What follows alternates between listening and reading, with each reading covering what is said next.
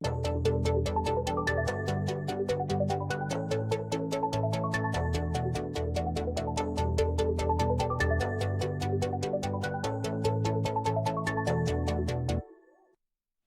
luego de la pausa, seguimos aquí en nuestra jornada de información y análisis, hablando con los protagonistas, como es habitual, ya hoy al día 16 de octubre, de a poco finalizando este año, entrando ya en la segunda quincena, con muchas expectativas de que todo mejore, y tenemos que poner de nuestra parte para que también podamos bajar la curva y no perder a seres queridos también en este periodo de pandemia que estamos viviendo.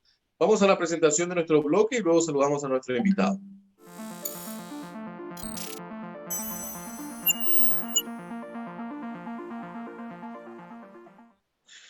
Estamos ya en comunicación con el señor Gonzalo Peña, él es director y co-founder de OH Panel. Vamos a hablar un poco sobre el sondeo, sobre medios de pago y la reactivación también, pero antes queremos conocer un poco más detalles de lo que es OH Panel y que nos pueda comentar un poco de la historia del mismo. Gonzalo, ¿cómo estás? Un gusto saludarte, muy buenos días.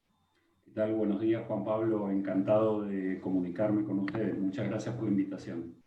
No, el gusto es nuestro para que podamos también acercar a nuestra audiencia un poco lo que es la experiencia tuya y comentarnos un poco lo que es OH Panel para conocer un poco el rubro en el cual estás, ¿sí? Ujú. Sí, te cuento. Nosotros nacimos en el año 2007. Fuimos una de las primeras agencias de investigación online de mercados surgidas en Argentina y a partir de ahí trabajamos en un proceso de regionalización y hoy en día estamos trabajando en todo el continente, ¿no? Desde México hasta la Argentina, llevando adelante investigaciones cualitativas, cuantitativas de mercado en los distintos mercados, digamos, y obviamente trabajando para empresas locales, empresas globales, etcétera, ¿no? Ahora, ¿cuánto me dijiste desde 2007? ¿Cómo ha sido la proyección en el tiempo y el crecimiento? Porque siempre uno empieza pequeño, pero va extendiéndose, entiendo ya en otros países. ¿Esa dinámica cómo ha significado para ustedes?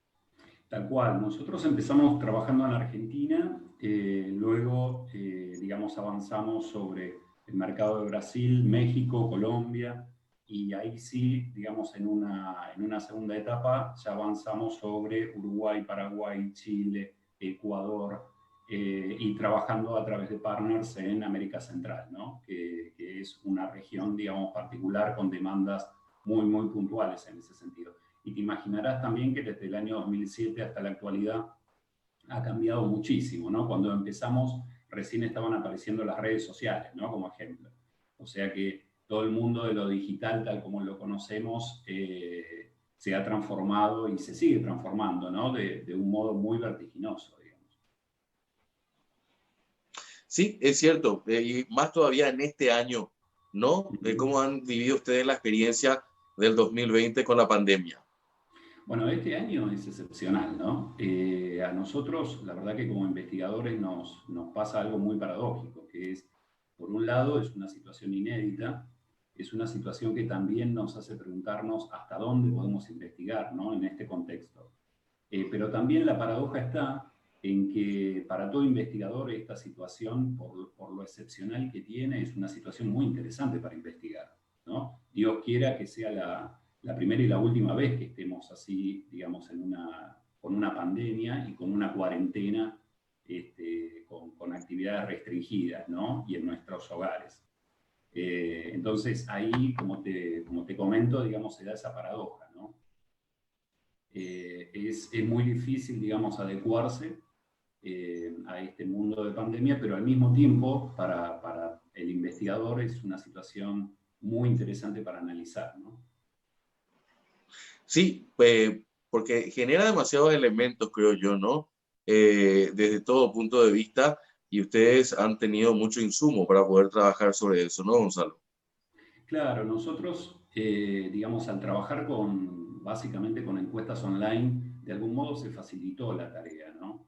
Porque, digamos, con la gente en sus hogares, esto facilitó que puedan participar en encuestas, en estudios también cualitativos. a través del celular, a través de la tablet, a través de la notebook, digamos, con la gente en casa, el tiempo para participar en estudios y para responder en encuestas se hizo mucho más flexible, ¿no? En ese sentido, diríamos, fue una ventaja para nosotros, comparando obviamente con otras técnicas de recolección más tradicionales, ¿no? Esto es las entrevistas personales, las entrevistas telefónicas, que también ahí tienen alguna restricción, ¿no? Para nosotros no, todo lo contrario. Es un momento, digamos, de auge y de crecimiento. Gonzalo, te pido un minuto, tengo que hacer una pausa. A la vuelta de la pausa nos comentas más sobre lo que es OH Panel y un poco este tema del sondeo sobre los medios de pago y la reactivación, ya que estamos muy expectantes también de esta última palabra que utilizamos, ¿no? La reactivación en todos los campos. Pero eso a la vuelta de la pausa. ¿Cómo no?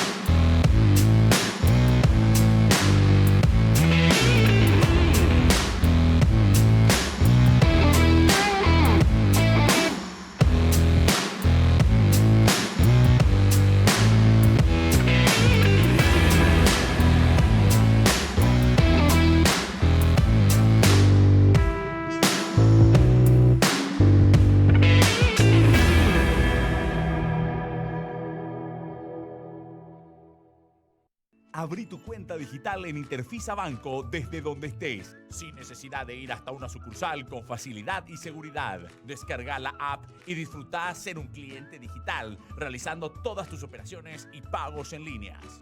Interfisa Banco, tu banco a tus órdenes.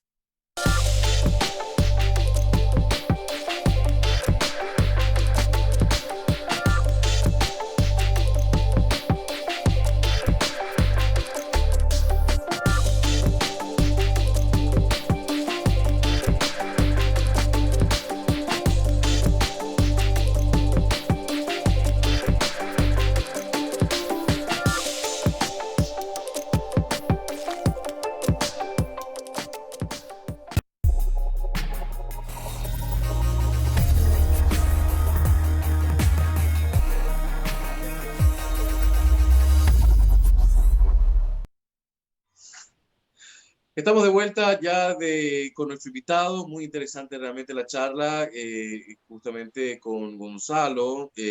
Estamos hablando el día de hoy con Gonzalo Peña, director y co-founder de O-Panel, me explicaba recién OH Panel, para hablar un poco sobre los sondeos, sobre medios de pago y la reactivación.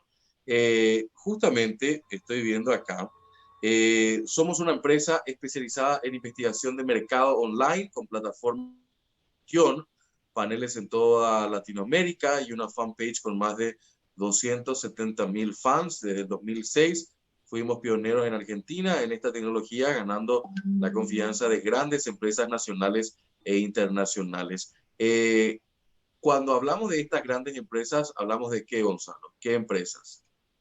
Bueno, hablamos, digamos, de automotrices, laboratorios, empresas de consumo masivo, bancos, constructoras, empresas digitales también, o sea, nativas digitales.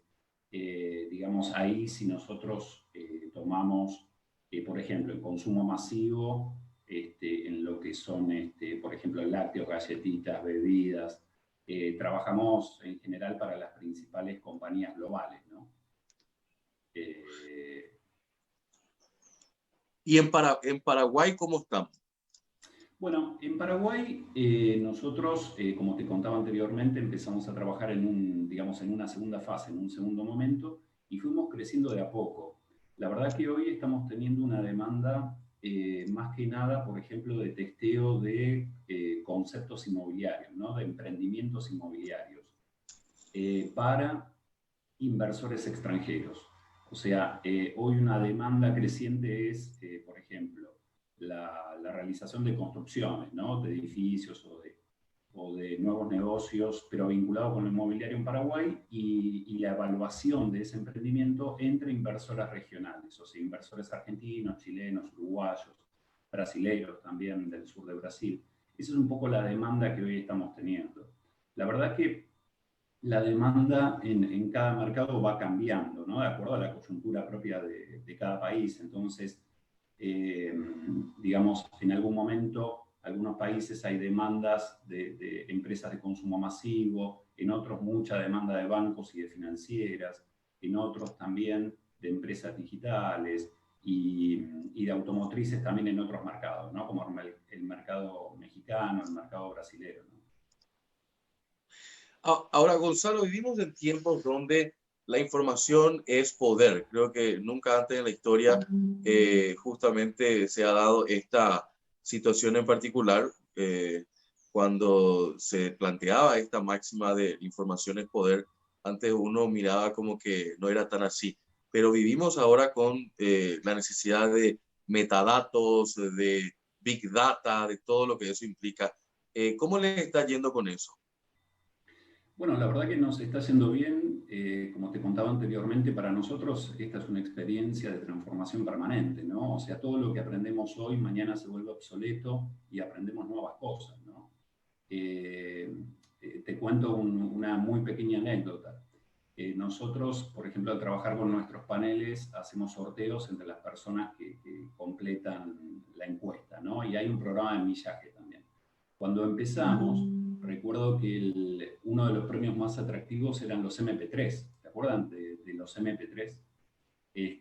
Bueno, es increíble cómo eso ha cambiado hasta el día de hoy, ¿no? Con el crecimiento de la telefonía celular y las aplicaciones y otras tecnologías, digamos, ¿no? Y el desarrollo, obviamente, de las redes sociales.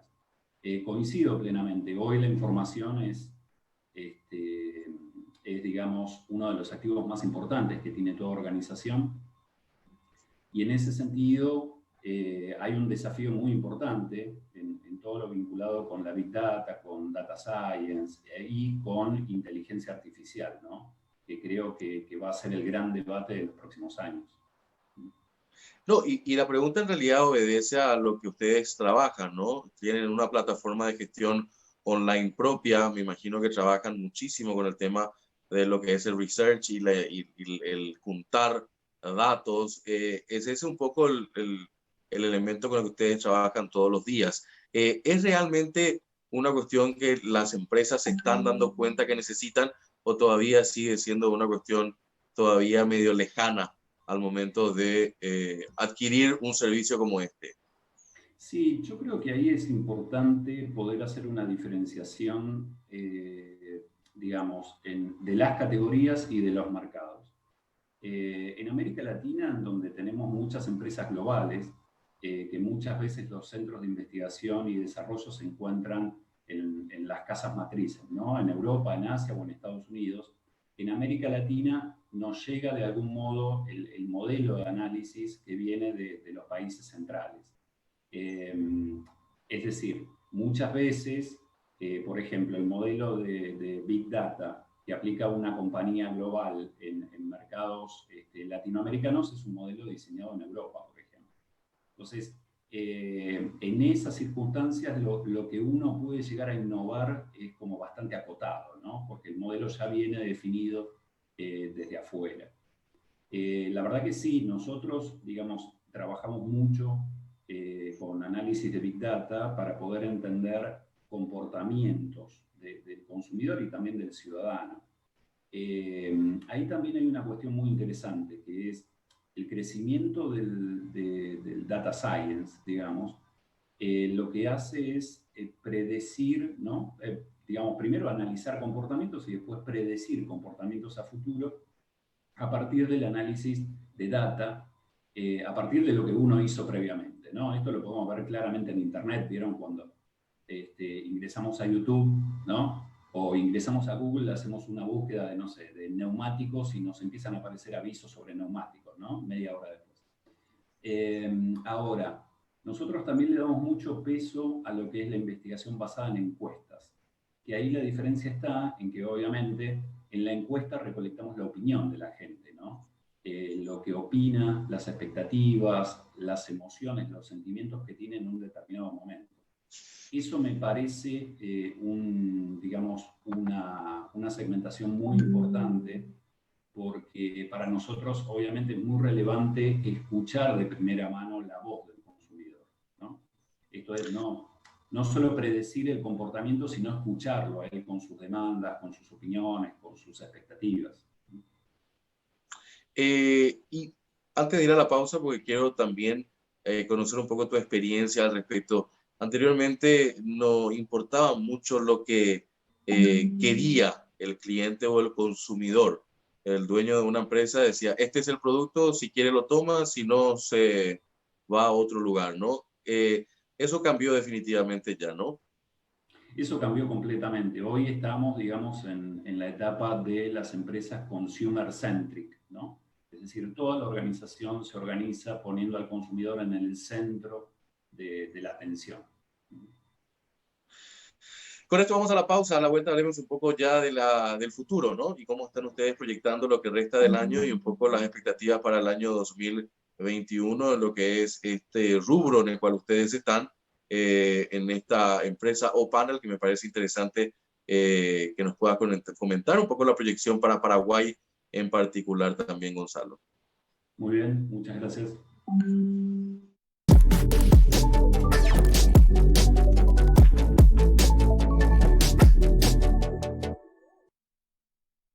En Mi Tienda Visión vas a encontrar todo lo que buscas, desde el último modelo de smartphone hasta tratamientos odontológicos, desde spa hasta accesorios. Podés pagar con todas las tarjetas de crédito y te lo enviamos estés donde estés. Ingresá a www.mitiendavision.com y encontrá lo que buscas y miles de productos más.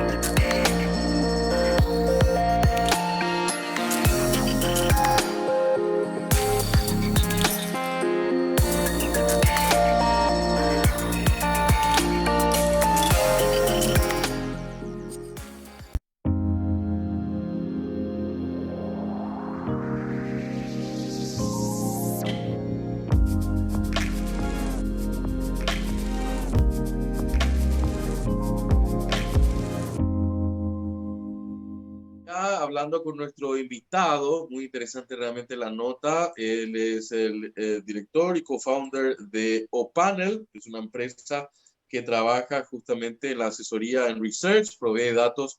Datos es solo el primer punto. También Panel colabora con los clientes en la toma de decisiones de marketing. Somos una consultora líder que con agilidad y eficiencia provee la respuesta que el cliente necesita para el diseño de acciones eficaces de marketing, promoción, publicidad, comunicación. Operamos con modelos de investigación de última generación que hoy aplican reconocidas compañías internacionales. Dice un poco la presentación justamente de la empresa O-Panel que nos acompaña hoy. Gonzalo Peña, director y co-founder de esta empresa. Hablemos un poco ya sobre el tema de lo que es la proyección de este año que está terminando y el 2021. Expectantes de que mejore todo también en este sentido, Gonzalo.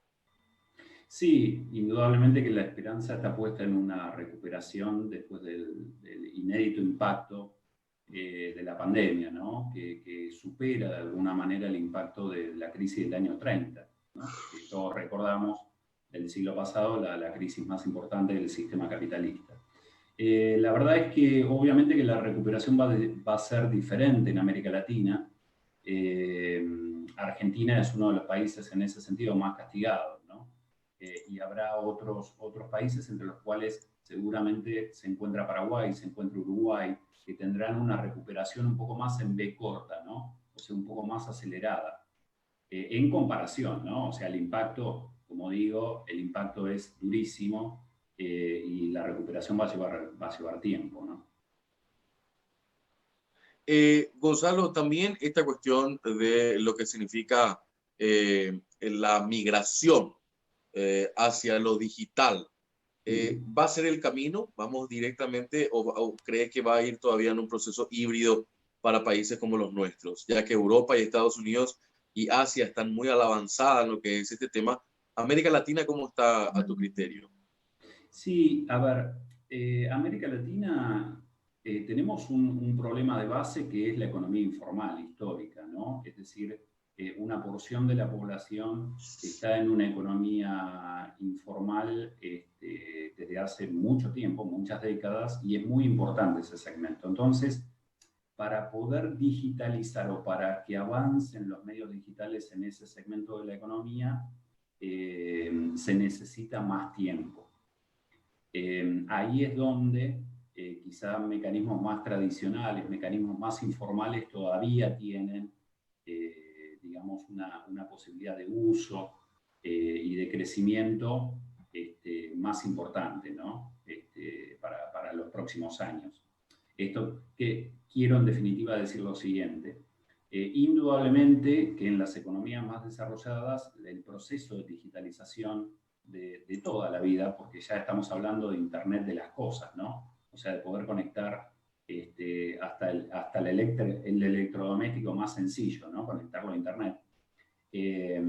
Obviamente que ese proceso de digitalización va a ser mucho más acelerado y rápido en los países centrales que en América Latina, precisamente por, en gran medida, esta economía informal y, digamos, los pasos que nos faltan en términos de desarrollo económico, ¿no? A toda la región, con diferencia, pero es una región, digamos, en un segundo plano, ¿no? En desarrollo.